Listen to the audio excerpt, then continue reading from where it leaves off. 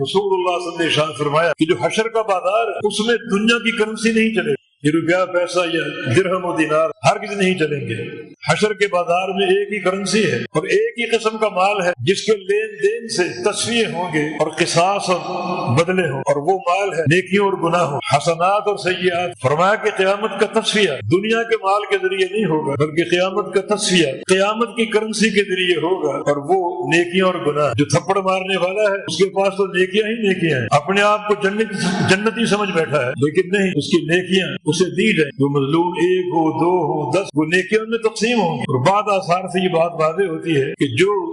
مظالم ہوں گے اس کے اسے بھی ترازو میں ڈال دیے جائیں، اور جو اس کی نیکیاں ہیں وہ بھی ترازو میں دوبارہ ڈال دی جائیں، اور ان مظالم کے ساتھ نیکیوں کو تولا جائے، پھر وہ میزان جو بھی نتیجہ ظاہر کرے۔ ہو سکتا ہے کہ مظالم ایسے بھیانک ہوں کہ وہ نیکیوں پر غالب آئے اور نیکیاں ختم ہو جائیں، اور ہو سکتا ہے کہ بعض اوقات نیکی اتنی مضبوط اور قوی ہو کہ اللہ تعالیٰ مظالم کے تصفیے کے بعد بھی اس بندے کی نیکیاں باقی رکھے اور اس کو معاف کر دے۔ یہ بہت ہی کڑا مرحلہ جہاں بندوں کے مابین تصفیے اور بدلے اور قصاص قائم کیے جائیں گے۔ اس حدیث سے واضح ہو رہا ہے کہ ایک چھوٹا سا گناہ جو ہے، ایک لطمہ، ایک چانٹا، وہ بھی بندے کی جان کو اٹک جائے، اور قصاص کا مرحلہ بڑا خطرناک اور مہیب ہو سکتا ہے۔ اس لیے ہر گھڑی ہر لحظہ ایک انسان اس فکر پر قائم رہنا چاہیے کہ اچھائی اچھائی ہو، نیکیاں ہی نیکیاں ہوں، پورے حسن اور خوبصورتی کے ساتھ، اتقان کے ساتھ، کہ اللہ تعالیٰ کو کوئی لمحہ پسند آئے اور بندے کی عافیت کا پروگرام بن جائے، اسے کامیاب قرار دے دیا جائے، اور ایسی کوئی صورت نہ ہو کہ کوئی بندے کا چھوٹا سا عمل اللہ تعالیٰ کو ناراض کر دے۔